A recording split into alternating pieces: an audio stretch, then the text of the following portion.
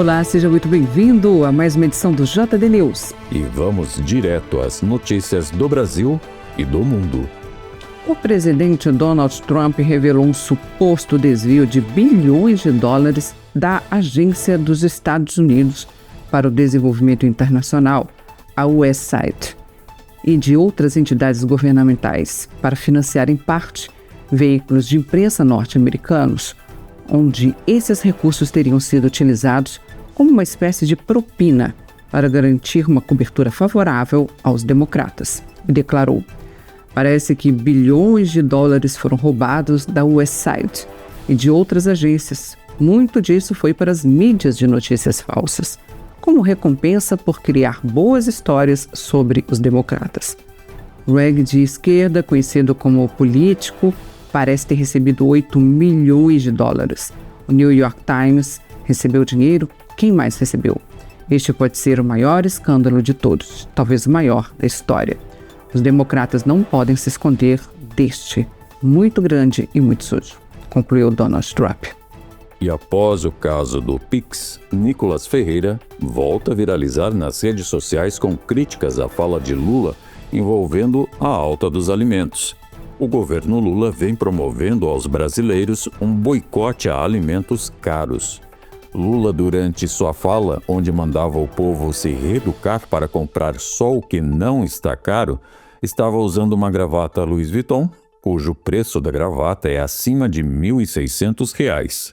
Confira o vídeo de Nicolas Ferreira. Se você vai no supermercado aí em Salvador e você desconfia que tal produto está caro, você não compra. Se a água está cara, é só não tomar banho. Se você está com fome, é só não comer. Se a conta de luz está cara, é só não ligar. Se a gasolina está cara, é só não andar de carro. Se a passagem está cara, é só ficar em casa. Se o presidente está ruim, é só tirar. Nicolas continuou no X, reagindo sobre a notícia de que os gastos com viagens dispararam e atingiram o maior valor em 10 anos. Abre aspas. O governo tá caro? Vamos trocar. A revista Oeste apontou uma fake news de Lula, mostrando que ele mentiu afirmando que Bolsonaro entregou o Brasil com déficit. O presidente Luiz Inácio Lula da Silva afirmou em uma entrevista às rádios Metrópole e Sociedade da Bahia que o ex-presidente Jair Bolsonaro deixou as contas públicas com déficit ao fim de seu mandato. No entanto, dados do governo federal mostram que o Brasil registrou um superávit de 54 bilhões de reais em 2022, concluiu a Oeste. A Globo News virou motivo de piada na internet, onde a deputada federal Bia Kicis compartilhou o momento em que as jornalistas buscavam minimizar as declarações polêmicas de Lula, onde o presidente mandava o povo não comprar alimentos caros. Miriam Leitão e Daniela Lima tentaram fazer sugestões alternativas de cardápio de alimentação para a população e foram motivos de chacota, onde sugeriram substituir o suco de laranja pelo suco de cenoura ou tomate. E seguiu. Entre aspas, para não propor suco de cebola, caiu também o tomate e a cenoura. A jornalista Leilani Nilbart prosseguiu, entre aspas, eu viveria apenas de tomate, para mim seria o suficiente. Daniela Lima continuou, abre aspas, pega carne de segunda mais barata com patinho, tomate e cebola, você faz uma belíssima bolonhesa genuinamente italiana sensacional. Assim, dá para fazer o café da manhã e almoço, concluiu a jornalista. O mercado financeiro emitiu um alerta para uma recessão técnica no Brasil. O Banco Central decidiu manter a taxa de juros elevada por um período prolongado, gerando assim uma preocupação. A crise econômica observada nos últimos meses intensifica essas apreensões. 6 instituições já realizaram projeções negativas para o ano de 2025. E Bolsonaro se pronunciou nas redes sociais sobre a lei da ficha limpa e disse que atualmente ela serve para perseguir a direita. Você confere agora. Jair Bolsonaro, qual o crime? Reunir-se com embaixadores? Após o desfile, ocupar um carro de som e fazer um pronunciamento? Abuso de poder político e abuso de poder econômico? Ou seja, a lei da ficha limpa hoje em dia serve apenas para uma coisa: para que se persiga os políticos de direita. Você sabia que o Luciano Hang está inelegível? Por quê? Você nunca ficou sabendo que disputou qualquer eleição?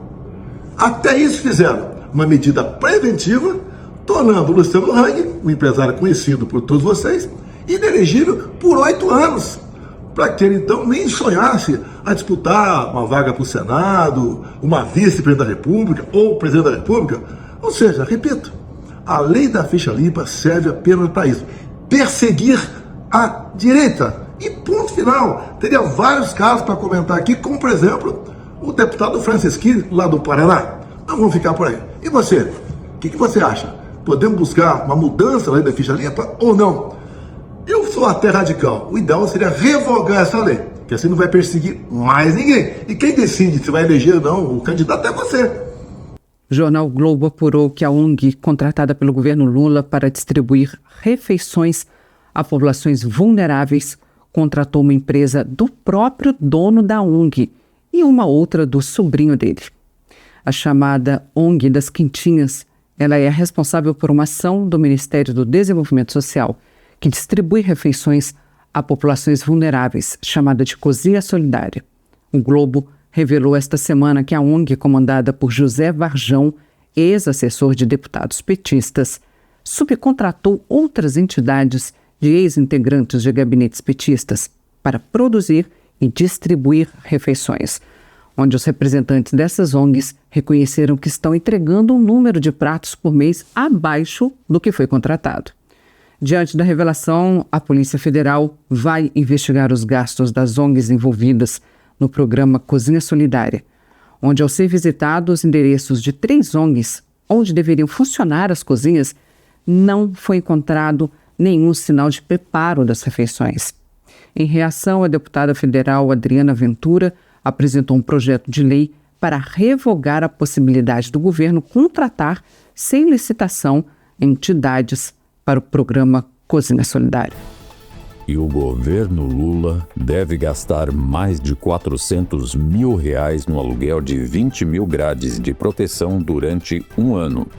A justificativa é que as grades são necessárias para o controle das pessoas em eventos e manifestações populares nas instalações ou proximidades do Palácio do Planalto. O governador de São Paulo, Tarcísio de Freitas, autorizou o início do projeto para a construção da linha 20 no metrô que vai ligar o ABC Paulista à capital de São Paulo. A linha do metrô terá 33 quilômetros de extensão e irá conectar Santo André, São Bernardo do Campo, à zona oeste de São Paulo, passando aí por 3 regiões como Lapa, Pinheiros, Vila Olímpia, Itaim Bibi e Moema. Espera-se que mais de 1,3 milhão de passageiros sejam atendidos diariamente. O governador se pronunciou sobre a novidade. É um dia especial para nós. Estamos falando de 6 estações do ABC, 3 em São Bernardo e 3 em Santo André. O metrô, de fato, está chegando ao ABC Paulista, algo extraordinário que vem ao encontro de uma expectativa de muito tempo, concluiu Tarcísio. A CPI dos Correios, que visa investigar o prejuízo histórico de 3,2 bilhões de reais, já tem o apoio de 26 senadores. A proposta é do senador Márcio Bittar, que se pronunciou a respeito. Está na hora do Senado investigar o que é que está acontecendo com os Correios. Essa empresa nacional, um patrimônio histórico do povo brasileiro, deu prejuízo no passado, no governo anterior passou a dar lucro e agora, com a volta do PT, voltou a dar prejuízo. 3,2 bilhões de reais. No passado, o Postale, que é a previdência do servidor dos Correios, deram prejuízo, foi dilapidado. Será que não estão fazendo a mesma coisa agora? Colocando em risco a aposentadoria dos atuais funcionários? Como é que pode os Correios patrocinar em um ano um valor de 30 milhões de reais, 20 vezes mais do que o governo anterior em 4 anos? Como é que pode uma empresa deficitária abrir concurso para contratar mais 3.500 funcionários? Tudo isso nós precisamos averiguar e o instrumento correto é a CPI. Eu peço a Deus que nos proteja e que os colegas senadores assinem esse pedido. Um abraço, fiquem com Deus. O governador de São Paulo, Tarcísio de Freitas, lamentou a queda de um avião de pequeno porte na Barra Funda, zona oeste da capital paulista. 2 pessoas que estavam na aeronave morreram carbonizadas. Outras 6 pessoas ficaram feridas. Infelizmente, começamos o dia com esse trágico acidente aéreo na capital paulista, com as mortes confirmadas do piloto e do copiloto da aeronave. 2 pessoas que estavam em solo se feriram e foram encaminhadas para a UPA Vergueiro. Vale destacar a atuação rápida do Corpo de Bombeiros, que em poucos minutos apagou as chamas do acidente, evitando que a tragédia fosse ainda maior. Os meus sentimentos aos familiares e amigos das vítimas. Confirmada há pouco a identidade das 2 pessoas que estavam no avião que caiu na capital de São Paulo. Márcio Carpena, proprietário da aeronave, e o piloto Gustavo Medeiros. Feridos que estavam em solo foram encaminhados pelas equipes de resgate aos hospitais da região. Reitero meus sentimentos e que Deus conforte as famílias das vítimas, concluiu Tarcísio. A aeronave foi comprada há 6 semanas e fabricada em 1981. E o presidente Trump começou sua gestão criando 143 mil empregos em janeiro e a taxa de desemprego caiu para 4% de acordo com dados divulgados nesta sexta-feira. E Bolsonaro surpreendeu clientes e funcionários de um restaurante em Brasília que não esperavam a sua chegada. Confira.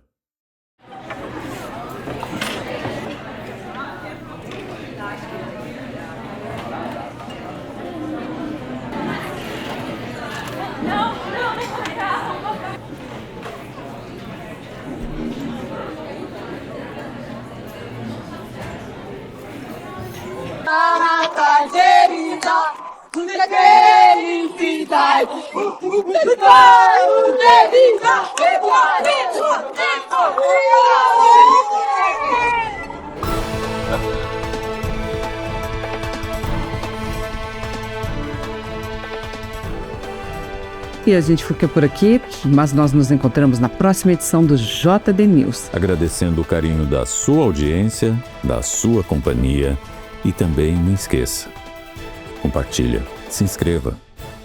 Até mais.